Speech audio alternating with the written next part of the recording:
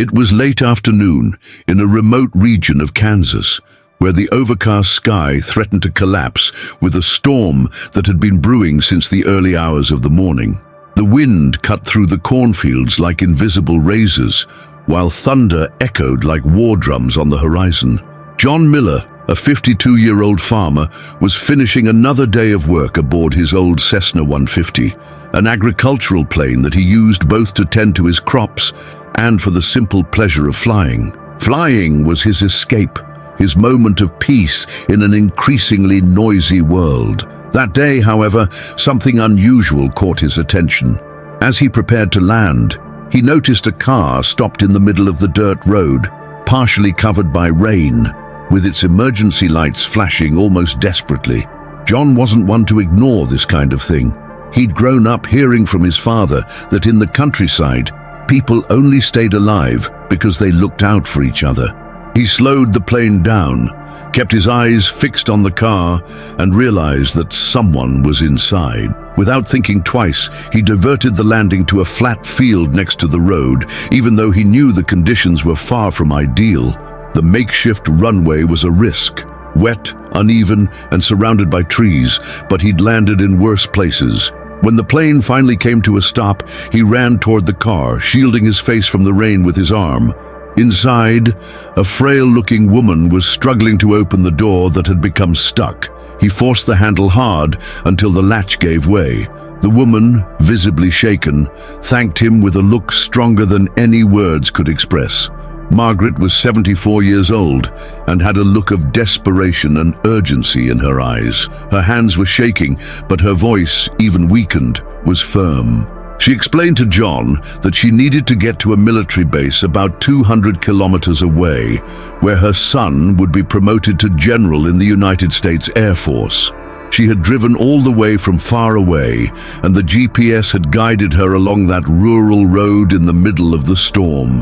When her car got stuck, she tried to call for help, but there was no cell phone signal or radio working. She was stuck there, watching time run out on one of the most important days of her life, and her son's. John looked around, saw that there was no one else around, and knew right away that there wasn't much they could do on land. The roads were turning to mud, the phones were dead, and Margaret couldn't miss this moment. John thought for a few seconds, looked at the still, overcast sky, and then turned his eyes to his Cessna, parked there, as if it were waiting for this mission. It wasn't a luxury aircraft, nor was it made for long distances, but it was sturdy, and John knew every inch of it as if it were an extension of his own body. He helped Margaret out of the car, careful not to slip in the mud, and led her to the plane. She hesitated for a second before climbing in, but she trusted him. Deep down, she had no other choice.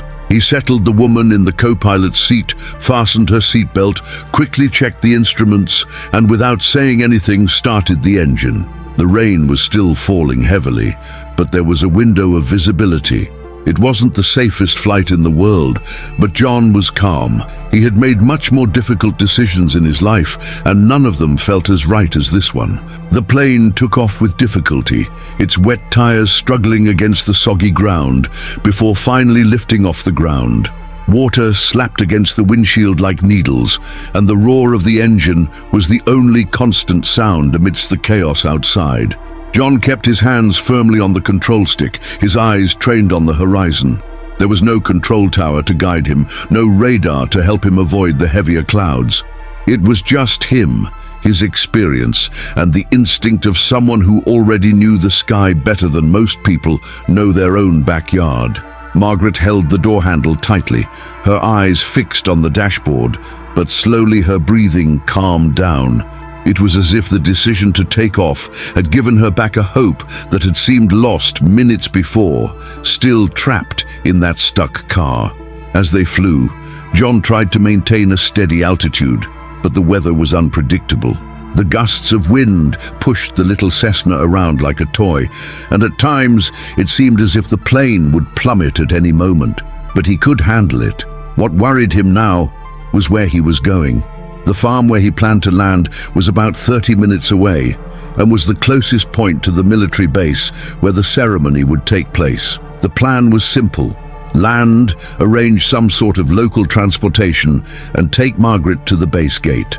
It was all improvised, risky, and not guaranteed, but he didn't tell her that. Sometimes all a person needs is someone to take action, even when everything seems uncertain. And at that moment, John was determined to get her where she needed to be, no matter what the cost. The storm began to slowly disperse, but thick clouds still covered part of the sky. Visibility was improving, but with it came another problem: the proximity to the military base's airspace.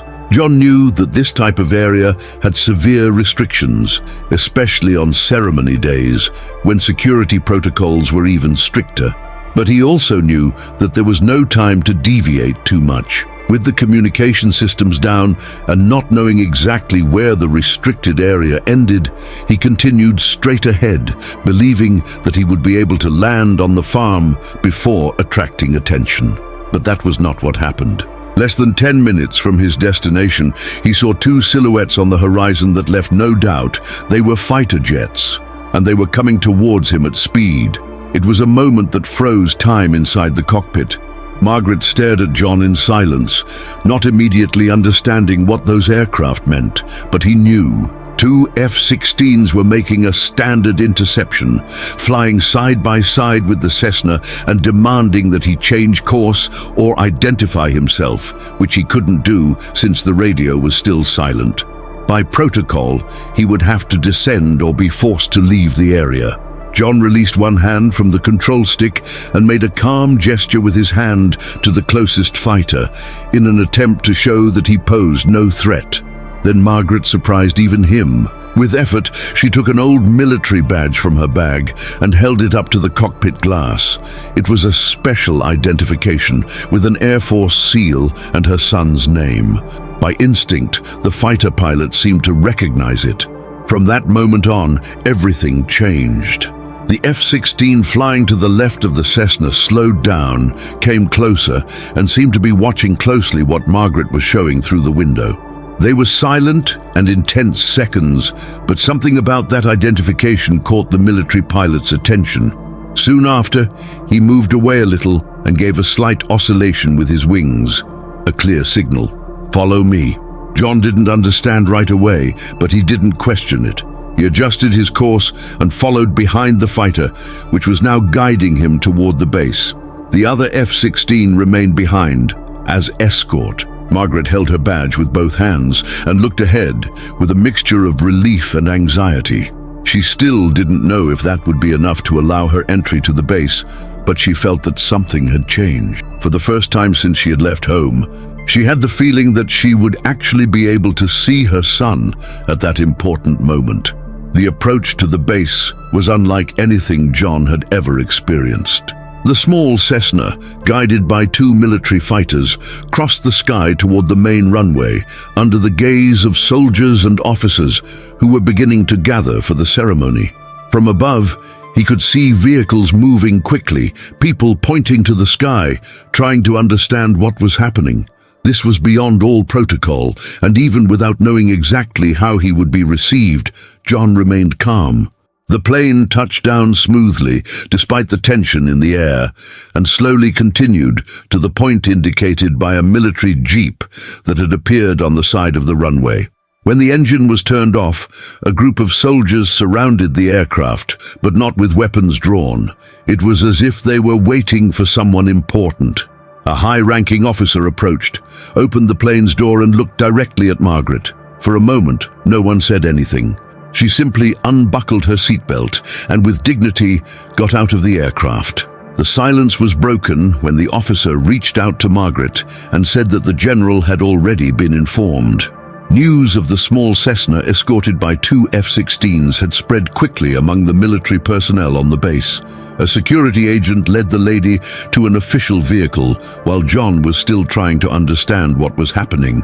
One of the soldiers approached him, asked his name and simply wrote it down in a notebook. No one reprimanded him, no one mentioned violating airspace. On the contrary, they treated him with respect, almost reverence.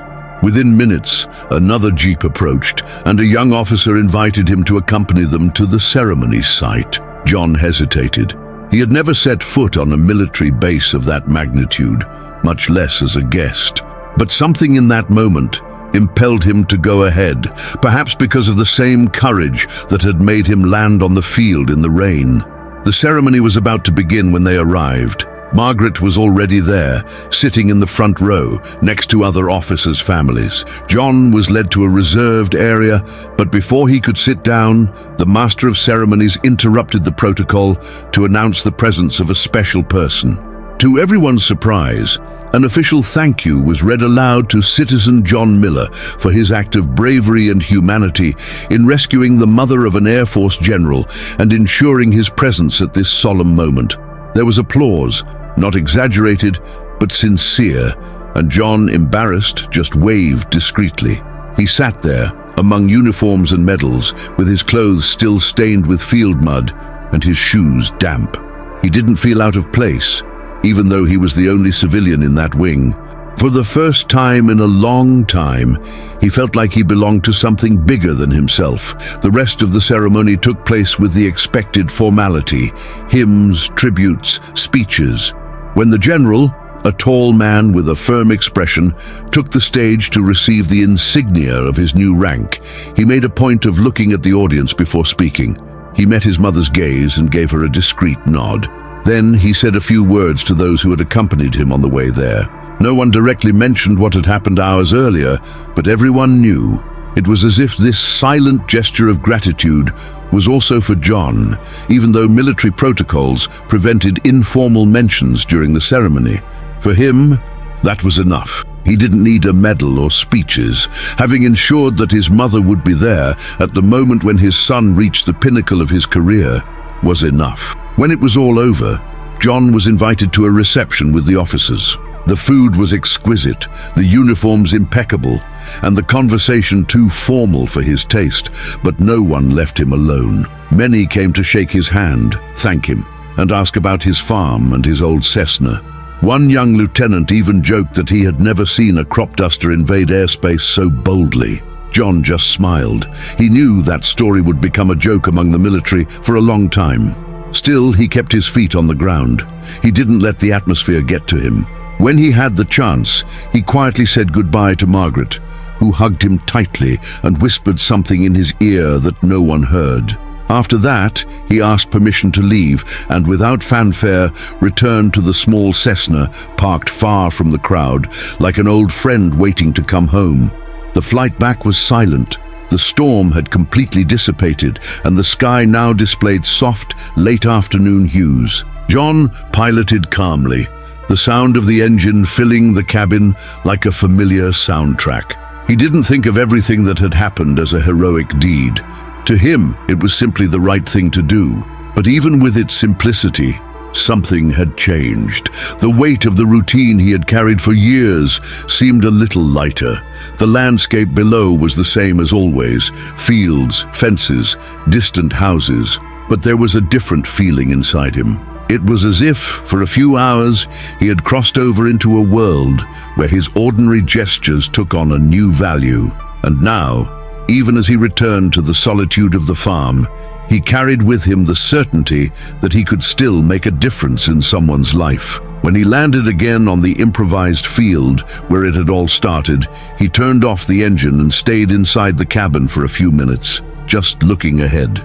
The field was still wet. Margaret's car remained there, with its lights off and part of the tire buried in the mud. It was the only physical proof that that day had really happened. When he got out of the plane, he felt the ground give way a little under his boots, but he didn't care. He walked slowly to the shed where he kept the Cessna, ran his hand over the still damp bodywork, and let out a soft sigh. That day hadn't made him feel bigger than he was, but it reminded him of something he had already forgotten, that people's worth isn't in where they are, but in what they decide to do when no one is waiting for them. And that day, he had chosen to act. No spotlights, no plans, no guarantees, just courage and heart.